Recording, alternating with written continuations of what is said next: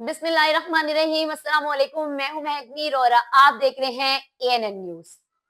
भाई आज तो मैं भारत का एक अनोखा सा वाकया सुनाने जा रही हूँ जिसको सुनने के बाद आप हैरान रह जाएंगे। हीर रांझा, सस्सी पुन्नू, सोनी महिवाल, ये इस तरह की लव स्टोरीज हैं जिनको सुनने के बाद हम लोग कहते हैं कि भाई मोहब्बत कामयाब हुई या नहीं हुई, ये आशिक दुनिया में मरते दम तक इनका नाम जाना माना रहेगा। लेकिन भाई भारत की बात करें तो हमें सुनने को अनोखी और अजीबो-गरीब कहानियां मिलती हैं, जैसा कि सांप से मोहब्बत, जैसा कि दरख्त से मोहब्बत, बकरी से मोहब्बत। कुछ इस तरह की लव स्टोरीज भारत की हमारे सामने आती हैं। आज की लव स्टोरी मैं सुनाने जा रही हूँ भारत में रहने वाली एक लड़की बेम्बेला की। जी हाँ, भारत की लड़की बेम्बेला जो कि एक छोटे से गांव से ताल्लुक रखती थी। ये लड़की बचपन ही से किसी बीमारी में मुब्तला थी, एक ऐसी बीमारी जिसमें इसका जिस्म हर वक्त तकलीफ में रहता था। अब कहा जाता है कि इसके पेरेंट्स या इसके वालिदैन इसको कई जगह पर लेके गए, डॉक्टर्स के पास लेकर गए, इसका इलाज करवाते रहे, इसको दवाइयात देते रहे। ये छोटे से घर में गरीब से फैमिली में रहने वाली लड़की तकलीफ में ही मुब्तला रही, इसको किसी भी दवाई से आराम नहीं आया। अब उसके बाद में बेला का कहना है कि एक रात वो सोई तो उसको ख्वाब में एक सांप नजर आया। जी हाँ, सांप नजर आया इस सूरत में कि वो सांप के साथ उसकी दोस्त बन चुकी है, मतलब उसकी और सांप की दोस्ती हो गई है। बम्बेला का कहना है कि उसने देखा ख्वाब में कि उसके साथ एक सांप रहता है, उसकी उसके साथ दोस्ती हो गई। अगले दिन जब ये ख्वाब से निकली तो ये क्या देखती है कि इसके घर के करीब एक बिल बनी है और उस बिल में बिल्कुल उसी तरह का सांप है जो सांप उसने अपने ख्वाब में देखा था। तो बम्बेला को लगा कि ये वही सांप है जो मेरे ख्वाब में आया, तो लिहाजा मुझे इससे दोस्ती करनी चाहिए। अब बम्बेला क्या करती है, दूध लेती है और उस सांप को देने उसके बिल में चली जाती है। कुछ ऐसा ही सिलसिला बम्बेला और सांप के दरमियान चलना शुरू हो जाता है। बम्बेला दूध लेती है, रोजाना उसको दूध देती है, खाना खिलाती है और सांप रोजाना बिल से बाहर आता है, दूध पीता है और उनकी आपस में कुछ दोस्ती हो जाती है अकॉर्डिंग टू बम्बेला।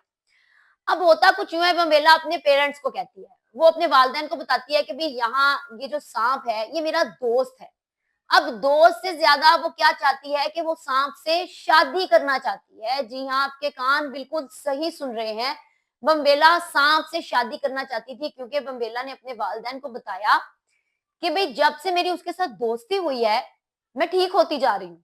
मुझे कहीं दर्द नहीं होता, मुझे कोई तकलीफ नहीं होती, मैं अच्छा महसूस करती हूँ, लिहाज़ा मेरी सांप से शादी करवा दी जाए।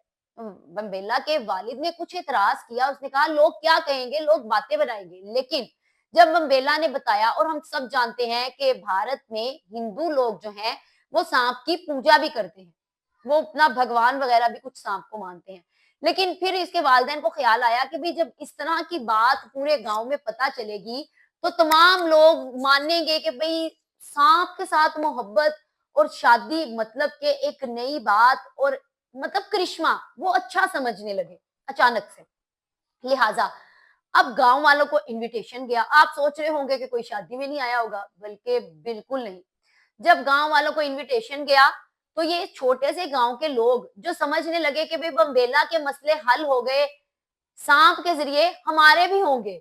लिहाज़ा बम्बेला ने सांप के साथ शादी की, तमाम लोगों को इन्विटेशन किया और लगभग 200 के करीब लोग इकट्ठे होकर आ गए उस शादी में।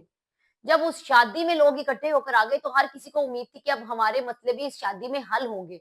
जब स्टेज सजा और दुल्हन आई, दुल्हन के साथ अब चाहिए था जी दूल्हा। दूल्हा साहब को उनकी बिल से निकालने के लिए अनथिक कोशिशें की गई, लेकिन मजाल है कि वो दूल्हा अपनी बिल से बाहर आ जाए, ऐसा मुमकिन ही नहीं। अब दूल्हे राजा तो कहें जी हमने अपनी बिल से वापस बाहर आना ही नहीं, लिहाजा तमाम बाराती बैठे दूल्हे का इंतजार कर रहे हैं। मजबूरन बम्बेला के खानदान वालों को एक सांप की डंबी तैयार कर कर, मतलब एक नकली सांप रखकर बम्बेला की शादी करवानी पड़ी और बकायदा तौर पर इनकी तस्वीरें उतरी और पता चला भारत में एक नया कारनामा एक लड़की का, जिसने सांप के साथ शादी की और बताया कि भाई उस सांप के साथ शादी करने की वजह से उसको उसकी तकलीफों को जो है वो निजात मिल रही है।